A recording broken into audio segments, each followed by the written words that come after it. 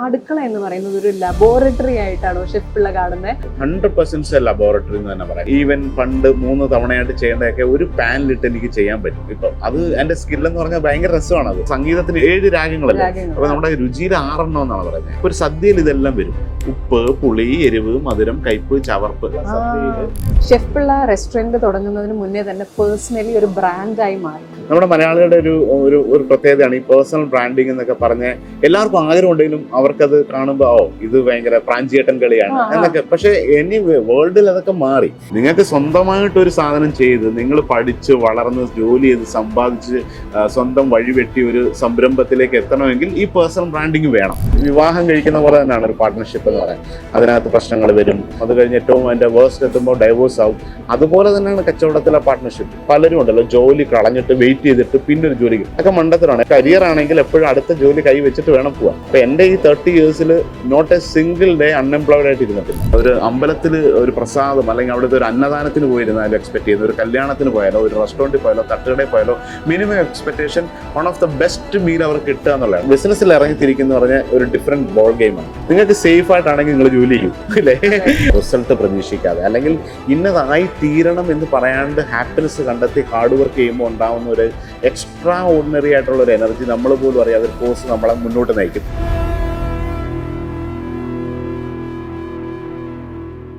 Welcome to business and beyond. പലപ്പോഴും ബിസിനസ്സിൻ്റെ നല്ല വശങ്ങൾ മാത്രം കാണും, അല്ലെങ്കിൽ മോശം വശങ്ങൾ മാത്രം കാണും. ചിലപ്പോൾ ഒരു പോയിന്റ് വരെ എത്തി ആ ബിസിനസ്സിലോട്ട് ഇറങ്ങാൻ മടിച്ചു നിൽക്കുന്ന ആളുകളുണ്ടായിരിക്കും. അങ്ങനെയുള്ള എല്ലാവർക്കുമായി business and beyond. Chef, welcome to the show. Thank you. Suresh Kumar എന്നയാൾ എൻ്റെ മനസ്സിലേക്ക് വന്നു കഴിയുമ്പോൾ കോവിഡ് കാലം വരും. ആ സമയത്ത് ഒരുപാട് റെസിപ്പീസ് വരും, എൻ്റെ നാവിൽ വെള്ളം ഊറും. ആ സമയം തൊട്ടുള്ളൊരു സ്വപ്നമാണ് ഒരു സ്റ്റീൽ പാത്രം, അതിൽ മീൻ പീര, നത്തോലി വറുത്തത്, അങ്ങനെയുള്ള കുറേ സാധനങ്ങളൊക്കെ വെച്ചിട്ട് കുറച്ച് ചീരത്തോരനെല്ലാം ചേർത്ത് അദ്ദേഹത്തിൻ്റെ അടുക്കളയിൽ ഇരുന്ന് അത് കഴിക്കണമെന്ന് എൻ്റെ കൂടെയുള്ള ഷെഫ് പിള്ളേരുടെ അടുത്ത് ഞാൻ ചോദിക്കാണ്, ചേട്ടാ എൻ്റെ ഈ സ്വപ്നമായ ഒരു ഭക്ഷണപ്രേമിയായ എനിക്ക് അങ്ങനെ ഒരു സ്റ്റീൽ പാത്രത്തിൽ ചേട്ടൻ്റെ അങ്ങനെ ഒരു അടുക്കളയിൽ ഭക്ഷണം കഴിക്കാനുള്ള ഒരു യോഗം ഉണ്ടാവുമോ? തീർച്ചയായിട്ടും. ഒരുപാട് പേര് എൻ്റെ അടുത്ത് ചോദിക്കുന്നതാണ്. ഞാൻ ഈ വീഡിയോ ഒക്കെ ചെയ്യുമ്പം എന്തോ നമ്മളൊരു തമാശയ്ക്ക് ചെയ്ത് നമ്മുടെ വീട്ടിൽ നിന്നും ചെയ്യുന്ന ഒരു സംഭവമാണ്. പക്ഷെ അത് ഒത്തിരി പേരെ ഇൻസ്പയർ ചെയ്ത് ഈ ഒരു സമയത്ത് ഈ ഒരു കാലഘട്ടത്തിൽ ഈ മൺചട്ടിയിലും പാത്രത്തിലും ഒക്കെ വെച്ച് ഈ പറഞ്ഞ പോലെ അഷ്ടമുടിക്കായലും മീനും പച്ചക്കറികളൊക്കെ വെച്ചിട്ടുള്ള ഒരു ഭക്ഷണം ഉണ്ടാക്കി കഴിക്കുന്ന കാണുമ്പോൾ എല്ലാവർക്കും അതൊരു കൊതിയാണ്. അപ്പോൾ അത് രേണു മാത്രമല്ല, ഒരുപാട് പേര് ഇങ്ങനെ demand, you are on queue. അപ്പോൾ അതിനുള്ള സാധ്യതകൾ മുന്നിൽ തെളിഞ്ഞു വരുന്നുണ്ട്. ഉറപ്പായിട്ടും. എന്റെ മനസ്സിലുള്ള ഭക്ഷണ സിനിമകൾ ഒരുപാടിൽ ഒരെണ്ണം പവിത്രമാണ്. അതിൽ ഉണ്ണിമധുരം പരിപാടി ഉണ്ടല്ലോ, അതായത് കിച്ചടി, അത് അലമ്പായി പോയി കഴിയുമ്പോൾ അതിനൊരു പുതിയ ഡിഷാക്കി വരിക. അപ്പൊ ചേട്ടന് ഒരുപാട് സിഗ്നേച്ചർ ഡിഷസ് ഉള്ള കുസിൻസ് ഉള്ള ഒരാളാണ്. എപ്പോഴും ഞാൻ വിചാരിക്കാറുണ്ട്, അടുക്കള എന്ന് പറയുന്നത് ഒരു ലബോറട്ടറി ആയിട്ടാണോ ഷെഫ് പിള്ള കാണുന്നത്, അതോ അവിചാരിതമായിട്ടുണ്ടായി പോകുന്ന ഇങ്ങനത്തെ പരീക്ഷണങ്ങൾക്ക് ഒടുവിൽ വരുന്ന ഡിഷസ് ഉണ്ടോ? എങ്ങനെയാത്? 100% ലബോറട്ടറി എന്ന് തന്നെ പറയാം. ഞാനത് എനിക്കിപ്പോൾ ഒരു കോൺഫിഡൻസ് ആയിട്ട് ഇപ്പം ഞാൻ അങ്ങനെ പറയാറൊന്നുമില്ല, ആദ്യമായിട്ട് പറയാണ്. അപ്പം നമ്മൾ കുറേ നാളൊരു ഒരേ കാര്യങ്ങൾ ചെയ്തുകൊണ്ടിരുന്ന അതിൻ്റെ മാസ്റ്റർ ആവെന്ന് പറയത്തില്ലേ. അപ്പം അതുപോലെ ഞാൻ മോർ ദാൻ ക്യൂസിൻ ഈ മെത്തേഡുകളുടെ ചില സംഭവങ്ങളൊക്കെ ഞാൻ പഠിച്ചിട്ട് ഇപ്പോൾ ഒരു പാത്രത്തിൽ ഞാൻ തന്നെ കുക്ക് ചെയ്യുമ്പോൾ ഈവൻ പണ്ട് 3 തവണയായിട്ട് ചെയ്യേണ്ടതൊക്കെ ഒരു പാനിലിട്ട് എനിക്ക് ചെയ്യാൻ പറ്റും. ഇപ്പം അത് എൻ്റെ സ്കില്ലെന്ന് പറഞ്ഞാൽ ഭയങ്കര രസമാണത്. അപ്പോൾ ഒരു സൈഡിൽ കൂടെ ഉള്ളി വാടും, ഒരു സൈഡിൽ കൂടെ മസാല റോസ്റ്റ് ആവും, തക്കാളി ഇപ്പുറത്ത് സെപ്പറേറ്റ് ആയിട്ട് ഗ്രില്ലാവും, എന്നിട്ട് ഇതിനെല്ലാം കൂടെ കൂട്ടി യോജിപ്പിക്കുന്നു. അപ്പോൾ അങ്ങനെയൊക്കെയുള്ള കുറേ നമ്മളത് പഠിച്ചിട്ട് ചെയ്യുമ്പോൾ നമ്മൾ സാധാരണ എന്താ ഉള്ളി വാട്ടുന്നു, തക്കാളി ഇടുന്നു, മസാല ഇടുന്നു, ചിക്കൻ ഇടുന്നു. ഇതൊരു പാനിൽ 3 ഡിഫറെൻറ്റ് സെയിം ടൈം 3 ഡിഫറെൻറ്റ് മെത്തേഡിലോ ആ പാനിനെ നമുക്ക് അഡ്ജസ്റ്റ് ചെയ്ത് കുക്ക് ചെയ്യാൻ പറ്റും.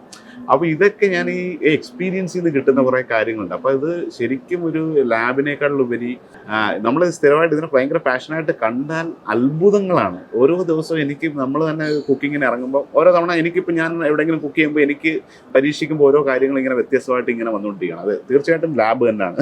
അതുപോലെ ഈ ഹോട്ടൽ ബിസിനസ് അതിൽ വന്നു കഴിയുമ്പോൾ എനിക്ക് ഹോട്ടൽ ബിസിനസ്സുള്ള സുഹൃത്തുക്കൾ പലരുണ്ട്. അപ്പോൾ അവരൊക്കെ പറയുന്നതാണ്, നമ്മൾ മര്യാദയ്ക്ക് വൃത്തിയായിട്ട് സെർവ് ചെയ്തിട്ടുണ്ടെങ്കിൽ തന്നെ പകുതി നമുക്ക് ടേസ്റ്റ് കിട്ടി. പിന്നെ പറയും, ഈ ഫുഡിൻ്റെ ടേസ്റ്റ് എന്ന് എല്ലാവരും പറയുന്നതിനേക്കാളും പ്രധാനപ്പെട്ട ചില ഫാക്ടേഴ്സ് ഉണ്ട്. അതിൻ്റെ ഒരു വൃത്തി, ഉണ്ടാക്കുന്ന രീതി, അതെങ്ങനെയാണ് മൊത്തത്തിലുള്ള ആംബിയൻസ്, ഇതെല്ലാം കൂടെ ചെയ്തത്. ഈ പറയുന്നതിൽ കാര്യമുണ്ടോ? ഒന്ന്, അതായത് പകുതി നമ്മൾ നന്നായി സെർവ് ചെയ്താൽ തന്നെ അയാളുടെ മനസ്സും അയാളുടെ ശരീരവും പകുതി നിറഞ്ഞു. 2, മണവും ഗുണവും എല്ലാം തികഞ്ഞ ഫുഡ് കിട്ടാൻ ബുദ്ധിമുട്ടാണ്? എല്ലാം കൂടെ പറ്റത്തില്ല. എല്ലാം പറ്റും. തീർച്ചയായിട്ടും നല്ലൊരു ഹോട്ടൽ ബിസിനസ് എന്ന് പറയുമ്പോൾ തന്നെ ഒരു കസ്റ്റമർ, ഒരു ഗസ്റ്റിന്റെ എക്സ്പെക്ടേഷൻ എന്ന് പറഞ്ഞാൽ അവർ ഏറ്റവും വൃത്തിയുള്ള, ഏറ്റവും രുചിയുള്ള, ഏറ്റവും മനോഹരമായ ഭക്ഷണമാണ് അവരുടെ മിനിമം എക്സ്പെക്ടേഷൻ. മിനിമമാണ്, നോട്ട് ദ ഹൈ. ഏറ്റവും മിനിമം തന്നെ ഭക്ഷണത്തിന്റെ കാര്യത്തിൽ ഏറ്റവും മികച്ച ഭക്ഷണം, ഏറ്റവും നല്ല ക്വാളിറ്റി എക്സ്പെക്ട് ചെയ്യും. അപ്പൊ അതിനകത്ത് അവരുടെ ഒരു സമൂഹത്തിന്റെ ഒരു പ്രത്യേകത വെച്ചാൽ അവര് ഇത് ഏറ്റവും ചീപ്പായിട്ട്, ഏറ്റവും ബെസ്റ്റായിട്ട് കിട്ടുന്ന ഒറ്റ കാര്യം ഭക്ഷണത്തിലാണ്. ഇപ്പൊ ഒരു ഷർട്ട് അവരെടുക്കണം, അവർക്കറിയാം 1000 രൂപയുടെ ഷർട്ട് ഉണ്ട്, 500 രൂപയുടെ ഉണ്ട്, അല്ലെങ്കിൽ വലിയ വലിയ ബ്രാൻഡിന്റെ 10,000+ ഉള്ള ഷർട്ട് ഉണ്ട്. അപ്പൊ അതിനൊന്നും ഈ ഭക്ഷണത്തിന്റെ കാര്യത്തിലുള്ള ഒരു കൺവേഴ്സേഷൻ എവിടെ പോയിരുന്നാലും, ഒരു അമ്പലത്തിൽ ഒരു പ്രസാദം അല്ലെങ്കിൽ അവിടുത്തെ ഒരു അന്നദാനത്തിന് പോയിരുന്നാലും എക്സ്പെക്ട് ചെയ്യുന്ന, ഒരു കല്യാണത്തിന് പോയാലോ, ഒരു റെസ്റ്റോറൻറ്റ് പോയാലോ, തട്ടുകടയിൽ പോയാലോ, minimum expectation one of the best meal അവർക്ക് കിട്ടുക എന്നുള്ളതാണ്. ആ എക്സ്പെക്ടേഷൻ വെച്ചിട്ടാണ് നമ്മൾ സെർവ് ചെയ്യുന്നത്. അപ്പോൾ അവരിൽ അതിനകത്ത് എന്തെങ്കിലും ഒരു മീഡിയോക്കർ ആയി കഴിഞ്ഞാൽ തന്നെ അവർ ഡിസപ്പോയിന്റ് ആവും. അവിടെയാണ് ഈ ചലഞ്ചസ് ഏറ്റവും ഈ ഒരു റെസ്റ്റോറൻറ്റ് നടത്തുന്നവരുടെ പ്രശ്നം വരിക. അപ്പോൾ ഈ ഭക്ഷണം കഴിക്കുന്ന ഒരാൾക്ക് അവരുടെ പ്രതീക്ഷയിൽ നല്ല സർവീസ് ആയിരിക്കണം, രുചി ഉണ്ടായിരിക്കണം, മണം ഉണ്ടായിരിക്കണം, അത് കഴിഞ്ഞ് നല്ല സംഭവങ്ങളൊക്കെ വരണം. അപ്പോൾ അപ്പൊ അതിന്റെ ഇടയിൽ ഈ പറഞ്ഞ പോലെ ഒരു ഗസ്റ്റിന്റെ എക്സ്പെക്ടേഷൻ അനുസരിച്ചിട്ട് ഏറ്റവും മികച്ച രീതിയിൽ ഭക്ഷണം കൊടുത്ത് കണ്ടിന്യൂ ആയിട്ട് കൺസിസ്റ്റന്റ് ആയിട്ട് ചെയ്യാൻ പറ്റുന്നതാണ് ഒരു സക്സസ്ഫുൾ ആയിട്ടുള്ള ഈ ഒരു ഫുഡ് ഇൻഡസ്ട്രിയിലെ ഒരു കാര്യം.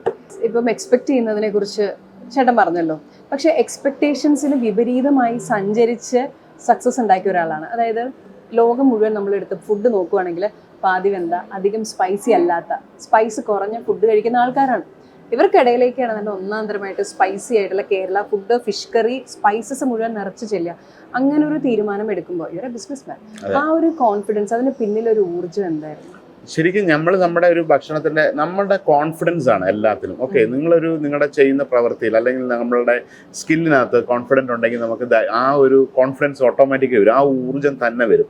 ചെയ്യുന്ന പ്രവൃത്തിയിലുള്ള സത്യസന്ധത, അല്ലെങ്കിൽ നിങ്ങൾക്ക് അറിയാവുന്ന കാര്യത്തിൽ അല്ലെ പാതി അറിഞ്ഞിട്ട് പാതി വെന്തതൊക്കെ പ്രശ്നം, നേരത്തെ പറഞ്ഞ പോലെ നമ്മൾ പരമാവധി അറിയാൻ ശ്രമിച്ചിട്ട് ആ ഒരു കാര്യം അതിനെ സത്യസന്ധമായിട്ട് അപ്രോച്ച് ചെയ്യുക എന്നുള്ളതാണ്. അപ്പോൾ ആ രീതിയിൽ ഈ കേരള ഭക്ഷണം എന്ന് പറഞ്ഞത് ഏറ്റവും മികച്ചതാണ് എന്ന് ലോകത്ത് ഒരുപാട് തവണ നമ്മൾ സഞ്ചരിച്ചിട്ട് പല രാജ്യങ്ങളിലെ പല വിഖ്യാതമായ ഷെഫ്മാരുടെയൊക്കെ ഭക്ഷണം കഴിച്ച ഒരാളെന്ന നിലയിൽ നമ്മുടെ ഭക്ഷണത്തിന്റെ ക്വാളിറ്റിയിൽ എനിക്ക് ഒട്ടും സംശയമില്ല. പിന്നെ അതിന്റെ കുക്കിംഗ് മെത്തേഡ് അല്ലെങ്കിൽ ഈ പറഞ്ഞ കുറെ കാര്യങ്ങൾ മാത്രമേ ഉള്ളൂ അതിൻ്റെ അത്. എന്നാലും രുചിയുടെ കാര്യത്തിൽ നമ്മളെ വെല്ലാനൊന്നും പറ്റില്ല മറ്റുള്ള ഭക്ഷണത്തിനെ കമ്പയർ ചെയ്താൽ. കാരണം അതിനകത്ത് ഉപയോഗിക്കുന്ന സുഗന്ധദ്രവ്യങ്ങളും സുഗന്ധവ്യഞ്ജനങ്ങളും അല്ലെങ്കിൽ ഈ പറഞ്ഞ എല്ലാ സംഭവങ്ങളും വരുമ്പോൾ അതിന്റെ ഒരു ഇതിന്റെ എല്ലാം കൂടെ ഒരു ആകത്തുക എന്ന് പറഞ്ഞത് ഒരു അൺബിലീവബിൾ ആയിട്ടുള്ള ഒരു ടേസ്റ്റ് ആണ് നമ്മുടെ ഭക്ഷണത്തിൽ. മുളകും അതായത് 6 സംഗീതത്തിന് 7 രാഗങ്ങളല്ലേ, അപ്പൊ നമ്മുടെ രുചിയിൽ 6 എണ്ണം എന്നാണ് പറയുന്നത്. എന്തൊക്കെയാണെന്ന് അറിയോ? ഉപ്പുണ്ട്, പുളിയുണ്ട്, മധുരമുണ്ട്, എരിവുണ്ട്, കയ്പുണ്ട്, ഇനി പറഞ്ഞോടുണ്ട്, ചവർപ്പുണ്ട്. അതെല്ലാം വ്യത്യസ്തമായ ഈ 6 രുചികൾ ചേരുന്നതാണ് ശരിക്കും. ഇപ്പൊ ഒരു സദ്യയിൽ ഇതെല്ലാം വരും. നമ്മുടെ ഒരു ട്രഡീഷണൽ കേരള സദ്യയില് ഉപ്പ്, പുളി, എരിവ്, മധുരം, കയ്പ്, ചവർപ്പ്. അപ്പൊ ഇഞ്ചിക്ക് കയ്പല്ല, ചവർപ്പാണ്. ഓക്കെ, അപ്പൊ പാവയ്ക്ക് കയ്പാണ്. അപ്പൊ ഈ 6 രുചികളെല്ലാം കൂടെ ചേർന്ന് വരുമ്പോഴാണ് ശരിക്കുള്ള വരിക. അപ്പൊ അത് നമ്മുടെ ഭക്ഷണത്തിന് എല്ലാം. പക്ഷെ താങ്കളുടെ വിജയം കണ്ടിട്ട് ചിലരെങ്കിലും പറയുന്ന ഒരു കാര്യമാണ്, താങ്കൾ ആദ്യം സോഷ്യൽ മീഡിയയിൽ ഓഫ്കോഴ്സ് യു ആർ വർക്കിംഗ്, എല്ലാം നല്ല ജോലികളിലെല്ലാം നിന്നിട്ടാണ് ഇങ്ങോട്ട് വരുന്നത്. അപ്പോൾ ആ സമയത്ത് സോഷ്യൽ മീഡിയയിലൂടെ റെസിപ്പികൾ വന്നു. ഷെഫ് പിള്ള റെസ്റ്റോറൻറ്റ് തുടങ്ങുന്നതിന് മുന്നേ തന്നെ പേഴ്സണലി ഒരു ബ്രാൻഡായി മാറിയിട്ടാണ് താങ്കൾ ബിസിനസ്സിലേക്ക് ഇറങ്ങിയത്. അപ്പം പലരും ഭക്ഷണവുമായി ബന്ധപ്പെട്ട് പലരും പറയുന്നത്, നമ്മളൊരു ബിസിനസ് ഫീൽഡിലോട്ട് ഇതിൽ ഇറങ്ങുവാണെങ്കിൽ, റെസ്റ്റോറൻറ്റിൽ ഇറങ്ങുമ്പോൾ പേഴ്സണലി ഒരു ഷെഫ് ബ്രാൻഡഡ് ആണെങ്കിൽ ആളുകൾക്ക് അതിൽ കുറെ കൂടെ വിശ്വാസ്യത വരും, അത് റെസ്റ്റോറൻറ്റിന് ഹെൽപ്ഫുൾ ആണെന്നാണ്. അങ്ങനെയുണ്ട്? ഉണ്ട്, തീർച്ചയായിട്ടും ഉണ്ട്. അത് എനി ബിസിനസ്സിലുണ്ട്. അതിപ്പോൾ നമ്മുടെ മലയാളികളുടെ ഒരു പ്രത്യേകതയാണ് ഈ പേഴ്സണൽ ബ്രാൻഡിങ് എന്നൊക്കെ പറഞ്ഞ് എല്ലാവർക്കും ആഗ്രഹം ഉണ്ടെങ്കിലും അവർക്കത് കാണുമ്പോൾ ഇത് ഭയങ്കര പ്രാഞ്ചിയേട്ടൻ കളിയാണ് എന്നൊക്കെ. പക്ഷേ വേൾഡിൽ അതൊക്കെ മാറി. നിങ്ങളുടെ അൺലെസ് ഒരു 10% ഓഫ് ഡിഫറെൻറ്റ് ബിസിനസ്സിന് മാത്രമേ ഉള്ളൂ ഒരു പ്രൊഫൈലിംഗ് ഒന്നും ആവശ്യമില്ലാതെ. ബാക്കി ഇന്നത്തെ കാലത്ത് എല്ലാം കണ്ട് ടച്ച് ആൻഡ് ഫീൽ ആണ്. ആര് എന്ത് ഒരു ബ്രാൻഡ് എന്ന് പറഞ്ഞാൽ എന്താണ്? ട്രസ്റ്റ് ആണ് അല്ലേ? നമ്മളൊരു ബ്രാൻഡിന്റെ ഇപ്പൊ ആപ്പിളിന്റെ ഫോൺ വാങ്ങിക്കുന്ന ആപ്പിളിനോടുള്ള ഒരു ട്രസ്റ്റ് ആണ്. അതിനു വേണ്ടിയിട്ടാണ് അവർ പറയുന്ന പണം കൊടുത്ത് ഇത് വാങ്ങിക്കാൻ തയ്യാറാണ്. അല്ലെങ്കിൽ ഫീച്ചേഴ്സ് ഒക്കെ അതിലും ബെറ്റർ ആയിട്ടോ അല്ലെങ്കിൽ അതേപോലെ അല്ലെങ്കിൽ കുറച്ചൊക്കെ വ്യത്യാസമുള്ള മറ്റ് പല പ്രൊഡക്ട്സുകളും നമ്മുടെ മുമ്പിൽ അവൈലബിൾ ഉണ്ട്. അപ്പോൾ ഈ ഒരു ബ്രാൻഡ് ആവുക അല്ലെങ്കിൽ അതൊരു വിശ്വാസി ആവുക എന്ന് പറയുന്നത് ആദ്യം ഒരു വ്യക്തി എന്ന നിലയിലാണ് നിങ്ങളുടെ ബിസിനസ് എങ്കിൽ ആ വ്യക്തിയെ വിശ്വാസത്തിൽ എടുക്കുന്ന അതാണ് ഈ പേഴ്സണൽ ബ്രാൻഡിങ്. അത് മറ്റു പലതും ചിന്തിക്കുന്നത് ഇത് പ്രാഞ്ചിയേട്ടൻ ലാലേട്ടൻ കളിയാണ് അല്ലെങ്കിൽ ഷോ ഓഫ് ചെയ്യുന്നതാണ്. പക്ഷേ അങ്ങനെയും ചെയ്യുന്നവരുണ്ട്. അപ്പോൾ എനിക്ക് പറയാനുള്ളത് എനി ബിസിനസ് ഒരു ഞാൻ നേരത്തെ പറഞ്ഞ പോലെ ഒന്നോ രണ്ടോ അല്ലെങ്കിൽ ചില സെക്ടറുകളിൽ മാത്രമാണ് നിങ്ങളുടെ ഒരു പേഴ്സണൽ ബ്രാൻഡിങ് ആവശ്യമില്ലാത്ത ചില ബിസിനസ്സുകളാണ്. അതൊക്കെ ഒരു ഭയങ്കര ഹ്യൂജ് ഇൻവെസ്റ്റ്മെൻ്റ് ഉള്ള ഹെറിറ്റേജ് അല്ലെങ്കിൽ കുടുംബപരമായിട്ട് കണ്ടിന്യൂ ഒക്കെ ചെയ്യുന്ന കാര്യമാണ്. അതൊന്നും നമ്മൾ ചിന്തിക്കേണ്ട കാര്യം, നമുക്കൊന്നും പറ്റാത്ത കാര്യങ്ങളാണ്. നിങ്ങൾക്ക് സ്വന്തമായിട്ടൊരു സാധനം ചെയ്ത് നിങ്ങൾ പഠിച്ച് വളർന്ന് ജോലി ചെയ്ത് സമ്പാദിച്ച് സ്വന്തം വഴിവെട്ടി ഒരു സംരംഭത്തിലേക്ക് എത്തണമെങ്കിൽ ഈ പേഴ്സണൽ ബ്രാൻഡിങ് വേണം. അതുണ്ടെങ്കിൽ ഒരുപാട് ഗുണം ചെയ്യും. അപ്പോൾ ഈ പേഴ്സണൽ ബ്രാൻഡിങ്ങിന് വേണ്ടിയിട്ട് നമ്മൾ പേഴ്സണൽ ബ്രാൻഡിങ് ചെയ്യാൻ പോയാൽ നടക്കില്ല. അതാണ് ഷോ ഓഫ് ആയിട്ട് മാറുക. ഇപ്പം ചേട്ടനെ പേഴ്സണൽ ബ്രാൻഡിങ്ങിനെ കുറിച്ച് പറഞ്ഞു, പ്ലേസ് ചെയ്യുന്നതിനെ കുറിച്ച് പറഞ്ഞു. ഞാനൊരു ബിസിനസ് ഫാമിലിയിൽ നിന്ന് വരുന്ന ഒരാളാണ്. അപ്പോൾ ഞാൻ ഒരുപാട് ബിസിനസ്സുകാരോട് സംസാരിക്കുന്ന, അവരുമായിട്ട് സുഹൃത്തുക്കളുമായി സംസാരിക്കുന്ന ഒരാളാണ്. അപ്പോൾ നമ്മളൊരു പ്രോഡക്റ്റ് എന്ന് പറഞ്ഞിട്ടുണ്ടെങ്കിൽ ആ പ്രോഡക്റ്റിനെ എവിടെ പ്ലേസ് ചെയ്യുന്നു എന്നുള്ളത് ഭയങ്കര ഇമ്പോർട്ടൻ്റ് ആണ്. ഇപ്പം ഷെഫ് പിള്ളയുടെ റെസ്റ്റോറൻറ്റിൽ വന്നിട്ട് പലപ്പോഴും നമ്മൾ സോഷ്യൽ മീഡിയയിൽ കണ്ടിട്ടുള്ള ചില കമൻറ്റുകളാണ്, ഫിഷ് നിർമ്മാണയ്ക്ക് എന്തിനാണ് ഇത്ര വില, ഷെഫ് പിള്ളയുടെ റെസ്റ്റോറൻറ്റിന് എന്തിനാണ് ഇത്രയും പൈസ ഇടുന്നത്, ഈ പൈസയ്ക്കുള്ള അങ്ങനത്തെ കമൻറ്റ് വരെ ഞാൻ വായിച്ചിട്ടുണ്ട്. അത്രയും ഇതിനുള്ളത് ഇല്ല പോലത്തെ കമൻറ്റുകൾ വായിച്ചിട്ടുണ്ട്. താങ്കൾ അതിന് മുന്നേ പലപ്പോഴും ഉത്തരം പറഞ്ഞിട്ടുണ്ട്. ഇത് നമ്മൾ ആ ഫുഡിൻ്റെ തന്നെയല്ല, നമ്മൾ എവിടെ പ്ലേസ് ചെയ്യുന്നു, ലൊക്കേഷൻ എന്താണ്, ക്വാളിറ്റി എന്താണ്, സർവീസ് എന്താണ്, ഇതെല്ലാം കൂടെ ചേർന്നിട്ടാണ് എൻ്റെ ഫുഡ് വരുന്നതെന്നുള്ളത്. അപ്പോൾ ഇത് ഇറങ്ങുന്നതിന് മുന്നേ ഏതൊരു സെഗ്മെന്റിലോട്ടാണ് ശരിക്കും ഷെഫ് പിള്ള എന്നൊരാൾ റെസ്റ്റോറന്റിനെ പ്ലേസ് ചെയ്ത് എല്ലാവർക്കും എന്നുള്ള ഉത്തരം നിരോധിച്ചിരിക്കുന്നത്?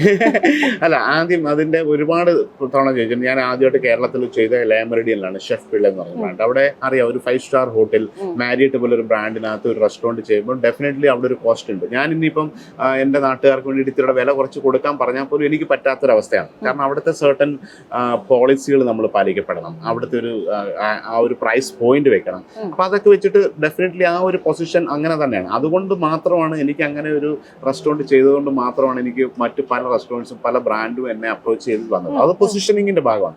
അത് കഴിഞ്ഞിട്ട് നോക്കൂ, 2ാമത്തെ വർഷം തന്നെ ഞാൻ ഇപ്പൊ ഈ ഇരിക്കുന്ന മീൻ എന്ന് പറഞ്ഞ റെസ്റ്റോറൻറ്റിൽ എനിക്ക് 100 രൂപയ്ക്ക് ഊണ് കൊടുക്കാൻ പറ്റും. ഏകദേശം അതേ ക്വാളിറ്റിയിൽ, അതിലും ബെറ്റർ ആയിട്ടുള്ള ആംബിയൻസിൽ, അതിലും വലിയ ഇൻവെസ്റ്റ്മെന്റ് ഉള്ള ഒരു പ്രൊജക്റ്റാണ് മീൻ എന്ന് വെച്ചാൽ മോർ ദാൻ ഇത് പ്രസ്റ്റീജ് ഗ്രൂപ്പ് ബാംഗ്ലൂരിലെ, അല്ലെങ്കിൽ നിങ്ങൾക്ക് അറിയാം ഇന്ത്യയിലെ തന്നെ one of the biggest real estate കമ്പനിയായ പ്രസ്റ്റീജ് ഗ്രൂപ്പ് ഇൻവെസ്റ്റ് ചെയ്ത ഒരു 250 കവർ റെസ്റ്റോറൻറ്റിൽ ഇരുന്നാണ് നമ്മൾ സംസാരിക്കുന്നത്. ഇവിടെ ഊണിന് 100 രൂപയാണ്. അപ്പോൾ അതെനിക്ക് കൊടുക്കാൻ പറ്റിയത്, ആദ്യമേ ഞാൻ 100 രൂപയ്ക്ക് ഊണ് കൊടുക്കാൻ പറ്റുന്ന റെസ്റ്റോറൻ്റ് ആണ്. ഒരിക്കലും എനിക്ക് മാരിയറ്റിൽ ഒരു എൻട്രി ഉണ്ടാവില്ല. അവർക്ക് അങ്ങനെയുള്ള റെസ്റ്റോറൻറ്റ്സ് അല്ല ആവശ്യം. അപ്പോൾ ആദ്യം ഇത് എന്തായാലും നമ്മൾ എവിടെ എങ്ങനെ പൊസിഷൻ ചെയ്യുന്നു അത് കഴിഞ്ഞിട്ട്. അപ്പോൾ ആദ്യം എൻ്റെ അടുത്ത് കുറച്ച് പേര് പറഞ്ഞു, നിങ്ങൾ മലയാളിയാണ്, നിങ്ങൾ സാധാരണക്കാരാണ്, നിങ്ങൾ സാധാരണക്കാർക്ക് വേണ്ടി ഒരു റെസ്റ്റോറൻറ്റ് അല്ലേ ചെയ്യേണ്ടതെന്നൊക്കെയുള്ള ക്വസ്റ്റ്യൻ. അപ്പോൾ അന്ന് ഞാൻ പറഞ്ഞു, അതിന് സമയമുണ്ട്. ആദ്യം അത് ചെയ്തിരുന്നെങ്കിൽ എനിക്ക് അത് മാത്രമായിട്ട് ലൈഫ് ലോങ് ഇരിക്കേണ്ടി വരും. അപ്പോൾ ഇത് പല സെഗ്മെന്റിൽ എനിക്ക് ഇനി ചെയ്യാം. ഇനി നാളെ 50 രൂപയ്ക്ക് കൊടുക്കണമെങ്കിലും എനിക്ക് അത് എൻ്റെ ചോയ്സ് ആണ്. അപ്പൊ അതിനൊരു പോസ്റ്റ് 2 കാലിൽ നിന്നാലല്ലേ നിങ്ങൾക്ക് ബാക്കിയുള്ള കാര്യങ്ങൾ ചെയ്യാൻ പറ്റും. ഇപ്പൊ നമ്മളാദ്യം ഒരു സേഫ് ആയിട്ട് നിന്നിട്ട് നിങ്ങൾക്ക് പല കാര്യങ്ങൾ ചെയ്യാൻ പറ്റും. അപ്പോൾ ഓരോ ബിസിനസ്മാനും എന്താണ്, അവർ ബിസിനസ് ചെയ്ത് നല്ല രീതിയിൽ ഒരുപാട് പണം ഉണ്ടാക്കുമ്പോഴല്ലേ അതിന്റെ ഒരു ചെറിയ പെർസെന്റേജ് അവർ ചാരിറ്റി ആയിട്ട് ചെയ്യാം. അപ്പൊ അത് അവർ അങ്ങനെ നമ്മുടെ നാട്ടിൽ അങ്ങനെ ഒരു കൺസെപ്റ്റ് ആരും കൊടുക്കൂല. അപ്പം ബിസിനസ് ചെയ്ത് നല്ല രീതിയിൽ ഏൺ ചെയ്ത് ഇപ്പൊ ഒരു കോടിയുള്ള ഒരാളായി അയാൾക്ക് ഈസി ആയിട്ട് ഒരു 10,000 കൊടുക്കാൻ പറ്റും, ഇല്ലേ?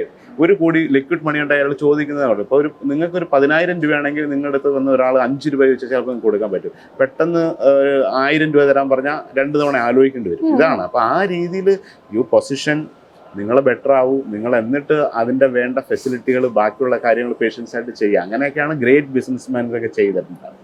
ഞാൻ മനസ്സിലാക്കിയെടുത്തോളം നമ്മൾ ഈ പാർട്ട്ണർഷിപ്പുകളെ വളരെ പേടിയോടുകൂടി കാണുന്ന ഒരു ലോകത്താണ് നമ്മൾ ജീവിക്കുന്നത്. കാരണം പാർട്ട്ണർ ചതിച്ചിട്ടുണ്ടെങ്കിൽ ബിസിനസ് തകർന്നു എന്ന് പറയുന്ന ഒരു കാലത്ത് താങ്കൾ പാർട്ട്ണർഷിപ്പിൽ ബിസിനസ് മുന്നോട്ട് കൊണ്ടുപോകുന്ന ഒരാളാണ്, അല്ലേ? ഇതെല്ലാം ഷെഫ് പിള്ള എന്ന് പറയുന്ന ഒരാളുടെ ഒറ്റയ്ക്ക് സംരംഭമല്ല, പാർട്ട്നേഴ്സ് ഉണ്ട്. അതിലോട്ട് എടുത്തു ചാടുക എന്ന് പറഞ്ഞാൽ ബിസിനസ്സിലോട്ട് പോകുന്നതിന്റെ ഒരു ഡബിൾ റിസ്ക് ആണ്. അപ്പം ആ ഒരു ഡിസിഷനിലോട്ട് ബിസിനസിനെ ഡൈവേഴ്സിഫൈ ചെയ്യാനുള്ള അല്ലെങ്കിൽ എക്സ്പാൻഡ് ചെയ്യാൻ നേരത്തെ ആ ഒരു ഡിസിഷൻ എടുത്തത് എന്തിന്റെ ബേസിസിലാണ്? തീർച്ചയായിട്ടും ഒരാൾക്ക് ചെയ്യാൻ പറ്റും. ഇപ്പം ഞാനൊരു 30 വർഷം ഒരു ജീവനക്കാരനായിരുന്നുകൊണ്ടിട്ട് ഇത്രയൊരു കാര്യം ഒറ്റയടിക്ക് ചെയ്യാനൊന്നും പറ്റില്ല നമുക്ക്. അപ്പൊ അത് തീർച്ചയായിട്ടും അതിന്റെ ഒരു പാർട്ട്നേഴ്സ് അല്ലെങ്കിൽ ഇതിന് തത്തുല്യമായിട്ടുള്ള ചിന്താഗതി ഉള്ളവർ, അല്ലെങ്കിൽ ഇതിന്റെ കൂടെ നിൽക്കുക ഇതേ സെയിം പാഷൻ ഉള്ളവരെയൊക്കെ നമ്മൾ ചൂസ് ചെയ്ത് നമ്മുടെ അവിടെ വരുമ്പോൾ അവരാണ് നമ്മൾ പാർട്ട്ണറായിട്ട് മാറുക. ഇപ്പം ഈ നേരത്തെ ആദ്യം പറഞ്ഞ പോലെ ഏറ്റവും വലിയ റിസ്ക് ആണ്. ഒരു വിവാഹം കഴിക്കുന്ന പോലെ തന്നെയാണ് ഒരു പാർട്ട്ണർഷിപ്പ് എന്ന് പറയുന്നത്. അതിനകത്ത് പ്രശ്നങ്ങൾ വരും. അതിനകത്ത് പ്രശ്നങ്ങൾ വന്നാൽ അതിന്റെ ചെറിയൊക്കെ ആണെങ്കിൽ എപ്പോഴും അതുണ്ടാവും. അത് കഴിഞ്ഞ് ഏറ്റവും അതിന്റെ വേഴ്സ്റ്റ് എത്തുമ്പോൾ ഡൈവോഴ്സ് ആവും. അതുപോലെ തന്നെയാണ് കച്ചവടത്തിലെ പാർട്ട്ണർഷിപ്പ്. അതിലും ചിലപ്പം ഭീകരമായിരിക്കും. ഓക്കെ, സാമ്പത്തികം ഒരുപാട് ഇൻവോൾവ് ചെയ്തതാണ്, പേര് പല കാര്യങ്ങളൊക്കെ ഉണ്ട്. അപ്പൊ ഇതൊക്കെ ഇതിന്റെ ഒരു പാർട്ട് ഓഫ് ഓഫ് റിസ്ക് ആണ്. അപ്പൊ നിങ്ങൾക്ക് ഒറ്റയ്ക്ക് ചെയ്യാവുന്ന കുറെ കാര്യങ്ങളുണ്ട്, കൂട്ടമായിട്ട് ചെയ്യാൻ പറ്റുന്ന കാര്യമുണ്ട്. അപ്പൊ ഒറ്റയ്ക്ക് ചെയ്തെടുത്തിട്ട് നിങ്ങളൊരു സിംഗിളിൽ പോയിട്ട് എത്ര ദൂരം നടക്കാൻ പറ്റും? അത് ഒരു 3 പേരൂടെ ചേർന്ന് തോളോട് തോള് ചേർന്നിട്ട് നമ്മൾ എടുക്കുന്ന ഒരു വെയിറ്റ് ഉണ്ട്, അത് 2 പേര് ചേർന്ന് എടുക്കേണ്ടതുണ്ട്. അപ്പൊ അത് എങ്ങനെയാണ് അത് വേണ്ടതെന്നുള്ളത് അവരവർ തീരുമാനിക്കുക എന്നുള്ളത് മാത്രമാണ്. അപ്പോൾ നല്ല പാർട്ട്നേഴ്സിനെ കിട്ടുന്നത് ഒരു ബ്ലെസ്സിങ്സ് ആണ്. നല്ല പാർട്ട്നേഴ്സിനെ, അപ്പോൾ മൾട്ടിപ്പിൾ പാർട്ട്നേഴ്സ് വരുമ്പോൾ ഇതിനകത്ത് നല്ലതും ചീത്തയൊക്കെ എന്തായാലും ഉണ്ടാവും. അപ്പൊ അതൊക്കെ പ്രതീക്ഷിച്ചിട്ട് വേണം ഇത് ചെയ്യാൻ. താങ്കൾക്ക് 400ഓളം എംപ്ലോയീസ് ഉണ്ട്. 400 ഷെഫുമാരാണ്. 400. അപ്പോൾ 1000ഓളം നമ്മൾ ആളുകളെ മെയിൻറ്റെയിൻ ചെയ്യാന്ന് പറയുമ്പോൾ എളുപ്പമല്ല. 1000 പിള്ളേരെ നോക്കണ പോലെയൊക്കെ തന്നെയാണത്. അപ്പോൾ എങ്ങനെയായിരിക്കണം ഒരു ഹോട്ടൽ മുതലാളി? അത് ഭയങ്കര എഗെയിൻ ഇത് ഇത്ര ഏറ്റവും വലിയൊരു പീപ്പിൾ മാനേജ്മെന്റ് ആണ് ഇന്നത്തെ കാലത്ത് ഏറ്റവും വലിയ അസറ്റ്. നിങ്ങൾ കുറെ ബിൽഡിംഗ് ഉണ്ടാക്കി, അല്ലെങ്കിൽ നിങ്ങൾ കുറെ സ്ഥലം വാങ്ങിച്ചു, ബിസിനസ്സിനകത്താക്കി, അതൊക്കെ അസറ്റായിട്ട് മാറിയെങ്കിലും ഇനിയത്തെ സമയത്ത് നിങ്ങളുടെ ഏറ്റവും വലിയ അസറ്റ് യുവർ പീപ്പിൾ. ആ ഒരു വ്യക്തിയുടെ വാല്യൂ, ഒരു മനുഷ്യന്റെ വില എന്ന് പറഞ്ഞാൽ നമുക്ക് ഇടാൻ പറ്റില്ല. നിങ്ങളുമായിട്ട് കമ്മിറ്റ് ചെയ്ത ഒരാൾ നിങ്ങളൊരു ഓഫർ ലെറ്റർ കൊടുത്ത് അയാളുടെ ഒരു നമ്മളൊരാളെ ജോലിക്ക് എടുക്കുന്ന എന്തിനാണ്? ആദ്യം പോലെ ജീവിതകാലം മുഴുവനായിട്ട് ജോലി കൊടുക്കണമെന്ന് ആഗ്രഹിച്ചാവണം ഒരു എംപ്ലോയർ കൊടുക്കേണ്ടത്, ഇല്ലേ? അയാൾ ചിലപ്പോൾ 1 വർഷം കൊണ്ട് പോയേക്കാം, 10 വർഷം കൊണ്ട് പോയേക്കാം, ചിലപ്പോൾ ഇൻ ബിറ്റ്വീന് പോയേക്കാം, അയാൾ പ്രശ്നം ഉണ്ടാക്കി പോവാം, അല്ല അയാൾ നല്ല ബെറ്റർ പ്രോസ്പെക്ട്സിൽ പോയേക്കാം. പക്ഷെ നമ്മൾ എടുക്കേണ്ട എക്സ്പെക്ടേഷൻ എന്താണ്? അയാളെ ഹയർ ചെയ്യുമ്പോൾ ലൈഫ് ലോങ് അയാളെ പ്രൊട്ടക്ട് ചെയ്യണം. അയാൾക്ക് നല്ല സാലറി, നല്ല ബെനിഫിറ്റ്സ്, അയാളുടെ ഹോളിഡേയ്സ്, അയാൾക്ക് ബോണസ്, ഇതൊക്കെ കൊടുക്കാൻ ആഗ്രഹിച്ചിട്ടായിരിക്കണം. അതാണ് ഒരു ഫസ്റ്റ് നമ്മുടെ തോട്ട് പ്രോസസ്സ് വേണ്ടത്. അപ്പോൾ ഇത്രയും പേരെ നമ്മൾ എടുത്ത് കൊണ്ടുവന്ന് അതിനെ ട്രെയിൻ ചെയ്ത് കൊണ്ടുപോയി ആ ബിസിനസ്സിനെ നടത്തുക. ഏറ്റവും വലിയ പോയിന്റ്, പീപ്പിൾ ആ ഒരു കമ്പനിയിൽ വർക്ക് ചെയ്യുന്ന ഒരു 100 പേര് അടങ്ങുന്ന ഒരു പേരാണ്. ആ 100 പേരുടെ വാല്യൂ ഇറ്റ്സ് വെരി, നമുക്ക് അതിൻ്റെ വാല്യുവേഷൻ കണ്ടെത്താൻ പറ്റില്ല. നിങ്ങൾ ഒരു ഏക്കർ സ്ഥലം, അല്ലെങ്കിൽ ഏറ്റവും പനമ്പള്ളി നഗറിൽ ഒരു 20 സെന്റ് വാങ്ങിച്ച് വലിയൊരു കോർപ്പറേറ്റ് ഓഫീസ് ഉണ്ടാക്കി അതിന് ചിലപ്പോൾ ഒരു 25 കോടിയുടെ വാല്യുവേഷൻ വരും, അങ്ങനെയൊക്കെ പറയാം. പക്ഷെ അതിലും എത്രയോ വലുതായിരിക്കും ഓരോ ഹ്യൂമൻ്റെ അതിൻ്റെ വാല്യൂ. ആ വാല്യൂ നമ്മൾ അവരെ കാണുകയും ആ വാല്യൂ ഒരു എംപ്ലോയർ എന്ന നിലയിൽ അവരോട് നമുക്ക് ആ പ്രതിബദ്ധത തോന്നുമ്പോഴാണ് തിരിച്ച് അവരുടെ ഒരു 20% കിട്ടിയാൽ തന്നെ ബിസിനസ് അവർ നോക്കും. അപ്പം you give the value to the people. നമ്മളെ ഒരു എംപ്ലോയി ആയിട്ട് എടുത്ത് നമുക്ക് അവരെ ആവശ്യമാണ്, അവർക്ക് നമ്മളെ ആവശ്യം, അത് പാടില്ല. അത്യാവശ്യം വരരുത്, അവിടെയാണ് പ്രശ്നം. നമുക്കും അത്യാവശ്യം വരരുത്, അവർക്കും അത്യാവശ്യം വരരുത്. സോ ഒരു ഗിവ് ആൻഡ് ടേക്ക് പോലാണ്. എനിക്ക് നിങ്ങളെ ആവശ്യമുണ്ട്, അത്യാവശ്യമില്ല. നിങ്ങളില്ലെങ്കിലും എനിക്ക് വേറെ ആളെ വെച്ച് ചെയ്യാൻ പറ്റും എന്ന ബോധ്യം ഒരു എംപ്ലോയർക്ക് ഉണ്ടാവണം. അതേപോലെ ആ എംപ്ലോയിക്ക് ആ റെസ്പെക്ട് കിട്ടണമെങ്കിൽ എനിക്കിപ്പോൾ ഒരു ജോലി ആവശ്യമുണ്ട്, ഞാൻ നിങ്ങളുടെ കമ്പനിയിൽ വർക്ക് ചെയ്യുന്നു, നാളെ ഇച്ചിരി ബെറ്ററായ എനിക്ക് വേറെടുത്ത് പോയി ജോലി ചെയ്യാം. അല്ലാതെ ഈ ജോലിയിൽ ഡെസ്പറേറ്റ് ആയ ഇവർ ചിലപ്പോൾ എക്സ്പ്ലോയിറ്റ് ചെയ്യും, തിരിച്ചാണെങ്കിൽ രണ്ടും. സോ ആ ഒരു കമ്മിറ്റ്മെന്റോടുകൂടിയ അങ്ങനെ എൻ്റെ ഒരു തോട്ട് പ്രോസസ് ആണ്. അപ്പൊ അത് ആ ഒരു ആൾക്കാർ, ആ 1000 പേരുണ്ടാക്കുന്ന മാനുഷികമായ അവരുടെ പ്രൊഡക്ടിവിറ്റി ആണ് ആ ബിസിനസിന്റെ ഏറ്റവും വലിയ വാല്യൂ, പ്രത്യേകിച്ച് ഈ ഒരു മേഖലയിൽ. അതുപോലെ ഏറ്റവും ആദ്യം തുടങ്ങിയ ബിസിനസ് ആണോ ഈ റെസ്റ്റോറന്റ് ബിസിനസ്? അതാണോ ജീവിതത്തിലെ ആദ്യത്തെ ബിസിനസ് സംരംഭം? തീർച്ചയായിട്ടും. ഒരിക്കലും അല്ലാതെ ഈ ചെറുപ്പത്തിലൊക്കെ നമ്മൾ കപ്പലിന്റെ കച്ചവടമൊക്കെ ചെയ്തത് ബിസിനസ് ആയിട്ട് വേണമെങ്കിൽ തമാശക്ക് പറയാമെന്നെങ്കിലും പ്രോപ്പർലി ഒരു ഞാൻ 1994 ജോലിക്ക് കയറിയ ആളാണ്. 91, 92 SLC, 93, 94 മേ ബി. 94 2018-19 വരെ ജോലിയായിരുന്നു തുടർച്ചയായിട്ട്. ഒരിക്കൽ പോലും എൻ്റെ ഏറ്റവും വലിയ ഹാപ്പിനെസ്, ഞാൻ ഒരു ദിവസം പോലും ജോലി ഇല്ലാണ്ടിരുന്നിട്ടില്ല. ഈവൻ റിസൈൻ ചെയ്ത നെക്സ്റ്റ് ഡേ ഒരു ജോബ്. എപ്പോഴും എനിക്ക് പറയാനുള്ള പല ആൾക്കാരുടെ അടുത്ത് പലരും ഉണ്ടല്ലോ, ജോലി കളഞ്ഞിട്ട് വെയിറ്റ് ചെയ്തിട്ട് പിന്നെ ഒരു ജോലിക്ക്, ഒക്കെ മണ്ടത്തരമാണ്. എപ്പോഴും നിങ്ങളുടെ നിലവിൽ ഒരു ജോലി ഇരുന്ന് ഒരു ജോലിയിലാണ്, നിങ്ങളൊരു കരിയർ ആണെങ്കിൽ എപ്പോഴും അടുത്ത ജോലി കൈ വെച്ചിട്ട് വേണം പോവാൻ. അപ്പൊ എൻ്റെ ഈ 30 yearsൽ not a single day unemployed ആയിട്ട് ഇരുന്നിട്ടില്ല. അതെന്റെ ഏറ്റവും വലിയ, എൻ്റെ ഒരു പോളിസി ആയിരുന്നു, ഒരിക്കൽ പോലും അങ്ങനെ ആവരുത്. അപ്പോൾ റിസൈൻ ചെയ്യുക, പ്രോപ്പർ നോട്ടീസ്. നിങ്ങൾക്ക് ഇപ്പോൾ ഒരിടത്ത് ഒരു സ്ഥാപനത്തിൽ 3 മാസത്തെ നോട്ടീസാണ്, 1 month നോട്ടീസാണ്. അപ്പോൾ ഒരു 1 month നോട്ടീസ് നമ്മൾ കൊടുത്ത് അടുത്ത ജോലി കിട്ടി, അവരുമായിട്ട് കമ്മ്യൂണിക്കേറ്റ് ചെയ്ത് എനിക്ക് അവിടെ ഇങ്ങനെ നല്ലൊരു ഓഫർ കിട്ടിയിട്ടുണ്ട്.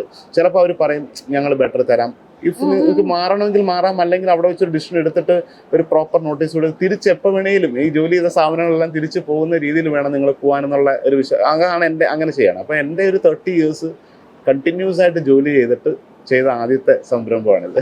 അപ്പോൾ thank you so much for this. കാരണം ഒരുപാട് ആളുകളുണ്ട് ബിസിനസ്സിലോട്ട് ഇറങ്ങാൻ ആഗ്രഹിക്കുന്നവർ, പേടിച്ച് നിൽക്കുന്നവർ, അല്ലെങ്കിൽ അതിൻ്റെ റിസ്ക് മാത്രം ചിന്തിക്കുന്നവർ, അല്ലെങ്കിൽ അതിൻ്റെ പോസിറ്റിവിറ്റി മാത്രം കാണുന്നവർ. You talk about everything. Not easy, പണി റിസ്ക് എടുക്കണം, എന്നാലേ മുന്നോട്ട് പോകാൻ പറ്റുള്ളൂ, എല്ലാം പറഞ്ഞു തന്നു. Thank you so much. Thank you so much.